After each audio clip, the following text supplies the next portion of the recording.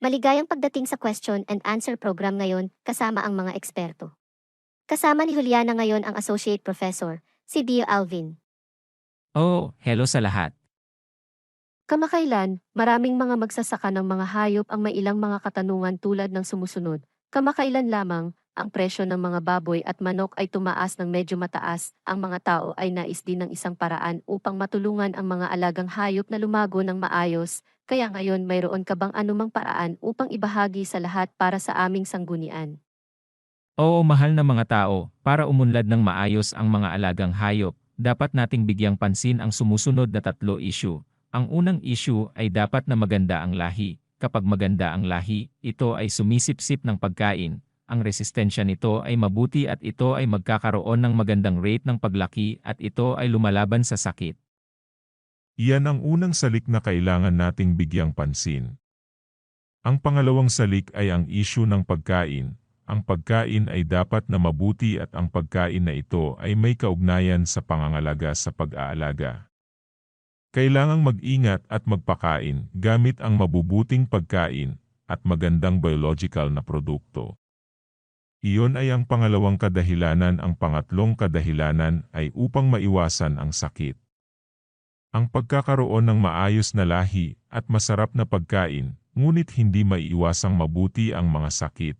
Nakikita natin na ang mga hayop ay nadadamay din ng mga sakit, kaya't sila ay mabansot at mabagal ang paglaki, kaya dapat nating maiwasan ang mga sakit na mabuti. Kaya, ang tatlong mga kadahilanan sa itaas ay dapat na isagawa ng sabay-sabay at kahanay. Sa proseso ng pag-aanak, upang ang mga hayop ay umunlad ng maayos at mabilis na tumaba, kailangan nating magbigay ng mahusay na pangangalaga, pagpapakain. Kaya sa panahon ng proseso ng pangangalaga, kailangan nating bigyang pansin ito. Una, ang mga gamot ay dapat gamitin upang maalis ang mga gastrointestinal na parasito. Pangalawa ay ang paggamit ng mga pagkaing puno ng sustansya. Ang mga sustansyang ito ay dapat balanse. Ang ikatlong mahalagang kadahilanan sa proseso ng pangangalaga sa pangangalaga ay ang paggamit ng mga biological na produkto o isang bilang ng mga produkto na nagpapasigla sa proseso ng pagtunaw, nagpapataas ng resistensya, at sa parehong oras ay balansehin ang mga microorganism sa bituka.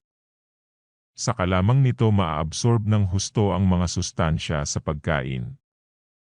Sa katunayan, mayroon itong maraming mga paghahanda. Ngunit sa kasalukuyan ay mayroong maraming mga paghahanda na may napakahusay na epekto at makatwirang presyo para sa mga tao.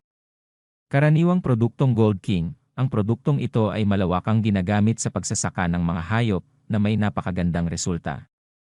Sa produktong Gold King na ito, ang mga pangunahing sangkap ay mga sintetikong bitamina at mayroong mga enzyme, trace elements, mineral at protina. Ang mga sangkap na ito ay nagpapasigla sa proseso ng panunaw at pagsipsip ng napakahusay at ganap na hinihigop ang mga sustansya na ipinakilala sa katawan ng hayop. Kasabay nito, ito ay may epekto ng pagpapabuti ng resistensya. Kapag bumuti ang resistensya, ang mga hayop ay hindi magkakasakit ng ganoon at ang rate ng paglaki ng mga hayop ay napakabilis. Ang produktong ito ay pinagkakatiwalaan ng maraming mga magsasaka ng hayop.